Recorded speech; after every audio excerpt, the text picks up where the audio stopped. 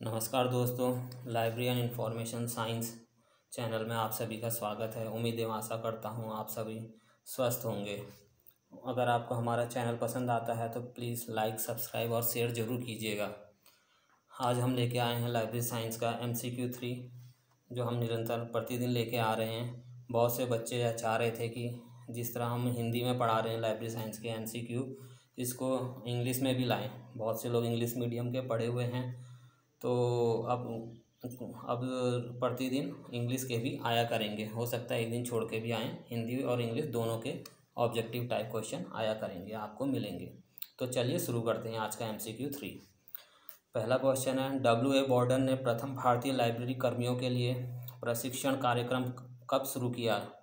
यह किया गया 1911 में। लंदन स्कूल ऑफ लाइब्रेरियनशिप कब प्रारंभ किया गया? लंदन स्कूल ऑफ लाइब्रेरियनशिप 1921 में प्रारंभ किया गया। रंगनाथन ने बुक मोबाइल को क्या नाम दिया था? रंगनाथन ने बुक मोबाइल्स को लाइब्रेरी ऑन व्हील्स नाम दिया। चौथा क्वेश्चन है, मोबाइल लाइब्रेरी का सूत्रपात कहाँ हुआ? तो इसका आंसर है अमेरिका। अमेरिका में मोबाइल लाइब्रेरी का सूत्रपात हुआ था। पांचवा क्वेश्चन है, भारत में पुस्तकालय आंदोलन के जनक किसे माना जाता है? भारत में पुस्तकालय आंदोलन का जनक सियाजी राव गायकवाड़ को माना जाता है। ये बड़ौदा के थे। Patent information system and NIIPM के कार्यालय कहाँ पर स्थित हैं? इसके कार्यालय स्थित हैं नागपुर में।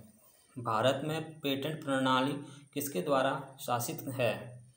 पेटेंट अधिनियम 1970 के अंदर 1970 के अंतर्गत है पेटेंट एक्ट। सूचना का अधिकार भारतीय संविधान के किस अनुच्छेद में है? यह है अनुच्छेद 19A में, 19A। इन्फलिबनेट का प्रधान कार्यालय कहाँ पर है?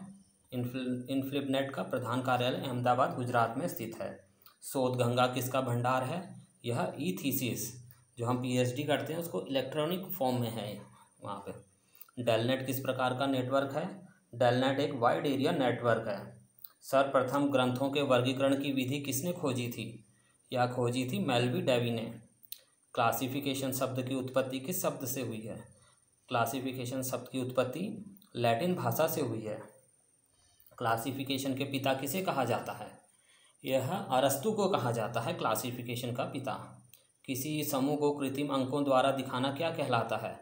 यह कहलाता है वर्गीकरण।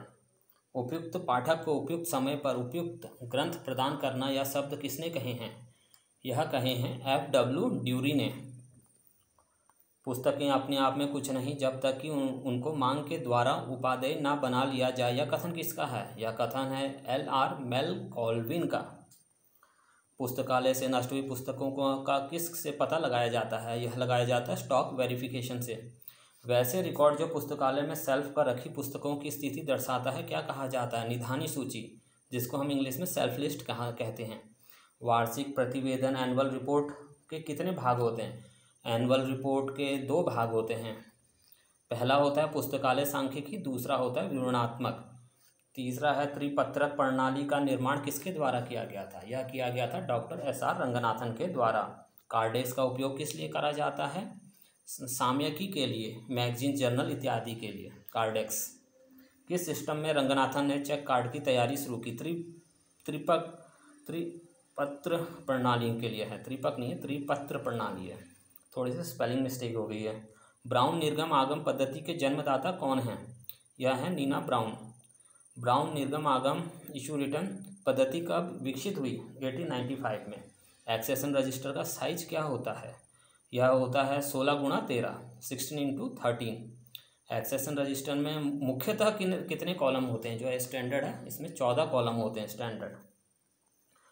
28वां क्वेश्चन है, P500 सूत्र पुस्तकालय की किस विभाग से संबंधित है? यह एक P500 फॉरेन का एक स्टैंडर्ड है।